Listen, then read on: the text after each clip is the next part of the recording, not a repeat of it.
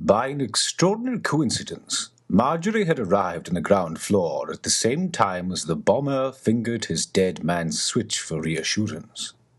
He held the switch tightly in his right hand, so tight that his thumb began to cramp and his face was a mixture of thinly veiled discomfort and increasing ecstasy.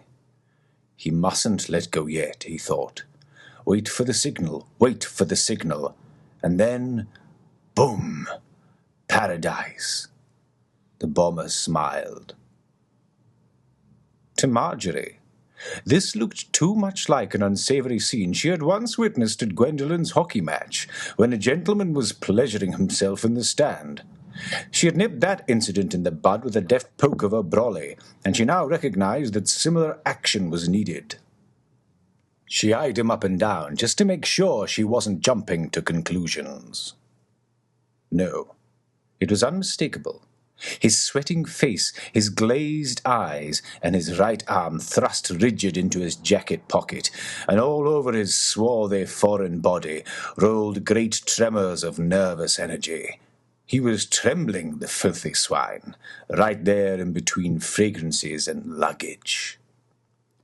It was an extraordinary coincidence that Marjorie arrived right there and then in front of a suicide bomber. She was in the department store looking for something nice for Gwen. Her poor daughter had just been dumped by some lunking rugger bugger, and she berated herself for not raising a tougher and more discerning daughter. Why did Gwen go for such twerps? Was it something to do with Roger, her idiot father?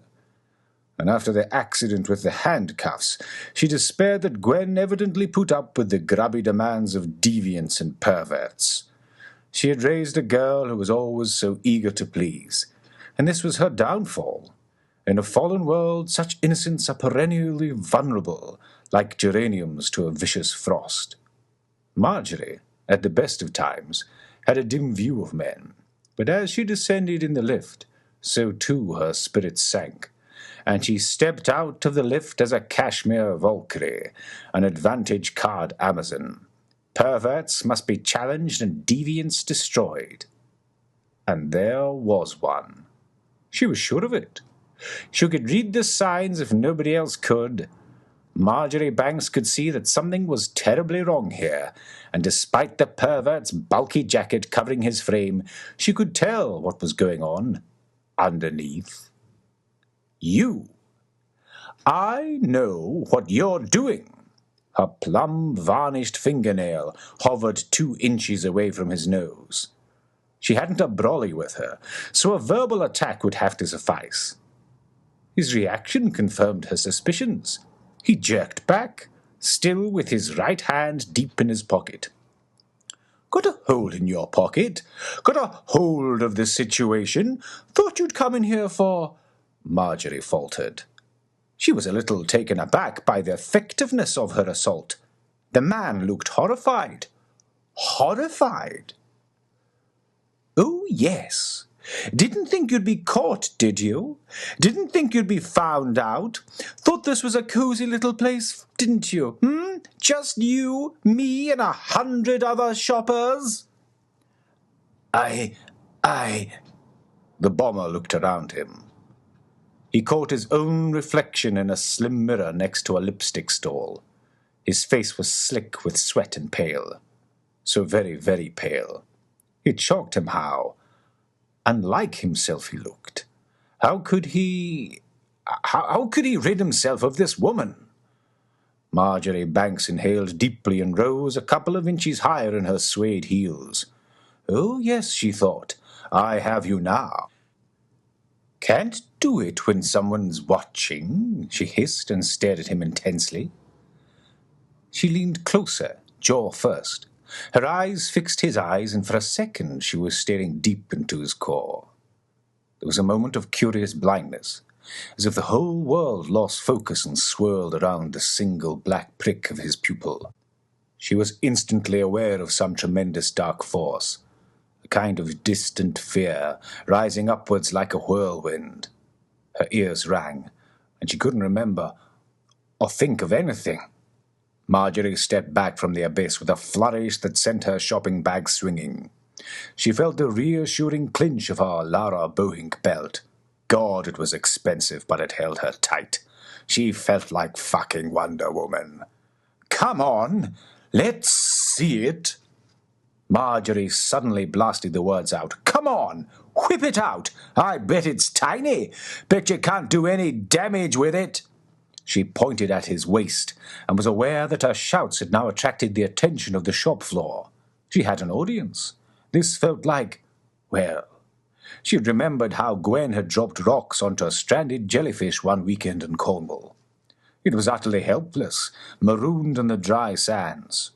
Little 6-year-old Gwen bombed the alien thing, her face raspberry pink with the strain of carrying these boulders, her white teeth shining out in a triumphant smile.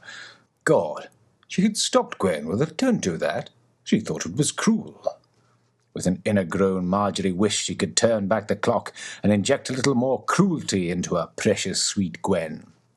If she had known how helpless Gwen would turn out, she would have been down the beach herself, armed with a spade, hitting all the bastard jellyfish, bonding with her little girl, showing her how you had to be tough, and, "That's right, dear, kill it, kill it, kill it."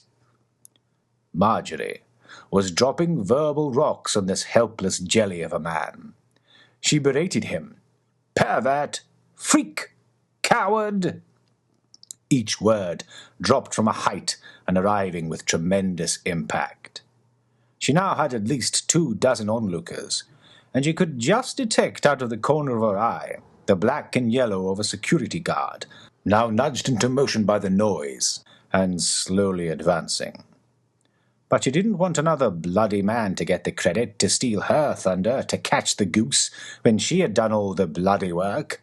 No, she must wrap this up herself, and do it quickly. What is kryptonite to a pervert? What will get this man to turn around and run away?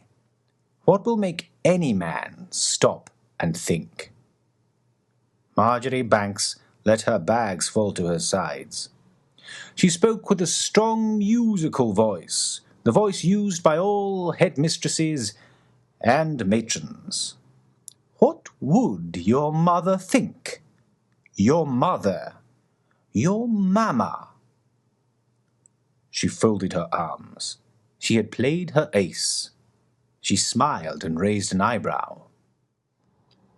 The suicide bomber looked at a sea of faces.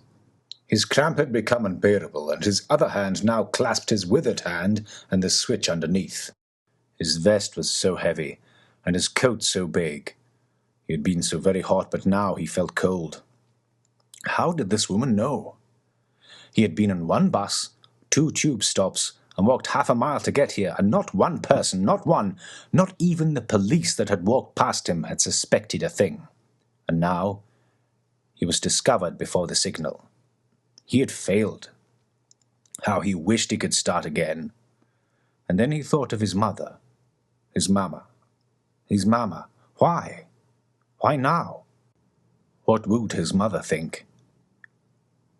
And then he was walking quickly towards the exit. As he shuffled through the revolving doors, he could see 2 large doormen looking at him, their heavy eyelids blinking. He must get away, and Marjorie Banks picked up her bags. A Jamaican woman with glittering spectacles started to clap, and the rest followed. She was Wonder Woman. She shook her head with a modest flourish, but she couldn't help but smile. She had bombed that jellyfish, that pervert, that man. Now she should go home at once and give Gwen the gift that she should have given her all those years ago, a cruel streak. She exited the shop with a magnificent swagger, swinging her bags like wrecking balls, smiling like a blood-soaked hyena. Marjorie Banks had won again. On the late evening news, there was the most extraordinary story. Apparently a suicide bomber had blown himself up in the park. In the park? That would explain the loud bang she had heard in the taxi journey home. It sounded like a crisp bag being jumped on by a boy. By an extraordinary coincidence, there was only one other casualty, one other victim shredded by the blast. A man, standing in the undergrowth, partially clothed. The newsreader didn't have to say any more. Marjorie Banks knew what was going on there. She clutched her gin and winked at Gwen. Don't think I don't know what filthy business men get up to. She raised a glass as if to toast herself. Nothing gets past me. Nothing.